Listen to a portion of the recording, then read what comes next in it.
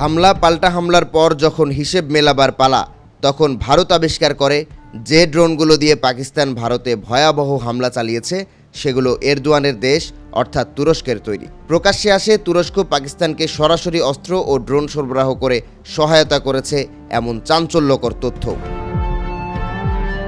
কিন্তু এবার সামনে এসেছে আরও বিস্ফোরক তথ্য।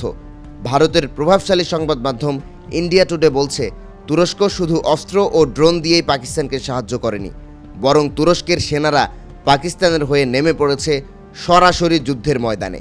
ভারতীয় সেনাবাহিনীর অপারেশন সিন্দুর থেকে পাওয়া তথ্যের বরাতে পত্রিকাটি বলছে, পাকিস্তানের মাটিতে 2 তুর্কি সামরিক কর্মকর্তা যুদ্ধকালীন অবস্থায় নিহত হয়েছেন। তুরস্ক শুধু অস্ত্র দিয়ে থেমে থাকেনি, বরং তাদের সামরিক উপদেষ্টারা পাকিস্তান সেনাবাহিনীর সঙ্গে মিলে ড্রোন হামলার পরিকল্পনা ও পরিচালনায় সক্রিয়ভাবে যুক্ত ছিলেন বলেও বলছে পত্রিকাটি।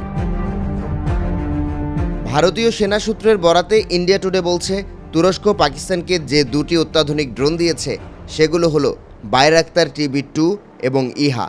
সূত্রমতে বাইরাক্তার TB2 হলো একটি মাঝারি উচ্চতায় উঠতে সক্ষম, দীর্ঘক্ষণ আকাশে অবস্থান করতে পারা সশস্ত্র ড্রোন, যা নজরদারি ও নির্দিষ্ট লক্ষ্যবস্তুর উপর নিখুঁত হামলার জন্য ব্যবহৃত হয়। অন্যদিকে ইহা হচ্ছে আত্মঘাতী বা কামিকাজে আক্রমণের উপযোগী একটি ড্রোন, যা লক্ষ্যবস্তুর কাছাকাছি গিয়েই বিস্ফোরিত হতে পারে।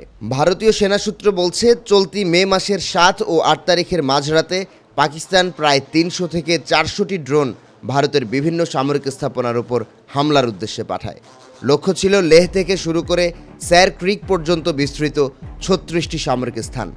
তবে ভারতীয় সেনাবাহিনী অনেক ড্রোন গুলি করে নামানো এবং বেশ কয়েকটি ড্রোন প্রযুক্তির মাধ্যমে নিষ্ক্রিয় করে দেয় বলে দাবি করেছে ভারত।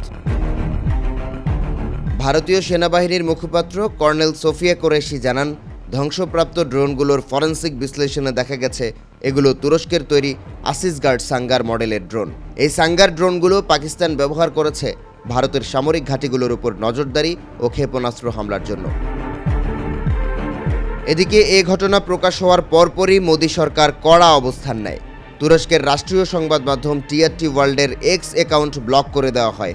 একই সঙ্গে চীনের সিনহুয়া ও গ্লোবাল টাইমসের অ্যাকাউন্টও বন্ধ করে ভারত, এমনটাই বলছে ইন্ডিয়া টুডে। এদিকে প্রকাশ পেয়েছে আরেক চাঞ্চল্যকর খবর।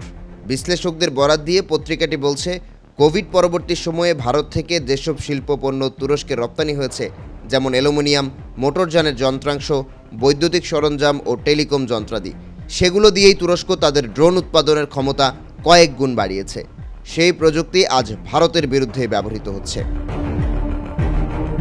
বিশ্লেষকরা বলছেন, 7 সাগর আর 13 নদীর ওপারের তুরস্ক যেভাবে পাকিস্তানের পক্ষে এক প্রকার ঘোষণা দিয়ে লড়েছে, তাতে এটা পরিষ্কার যে তুরস্ক পাকিস্তানকে সাথে নিয়ে দক্ষিণ এশিয়ায় প্রভাব বিস্তার করতে চায়। বিশ্লেষকরা বলছেন, পাকিস্তান ও তুরস্কের এই সামরিক বন্ধুত্বকে এখন নিছক সহযোগিতা বলা যাবে না, বরং 2 মুসলিম প্রধান দেশ যেন একজোট হয়ে দক্ষিণ এশিয়ায় ভারতের আধিপত্যকেই চ্যালেঞ্জ জানাচ্ছে।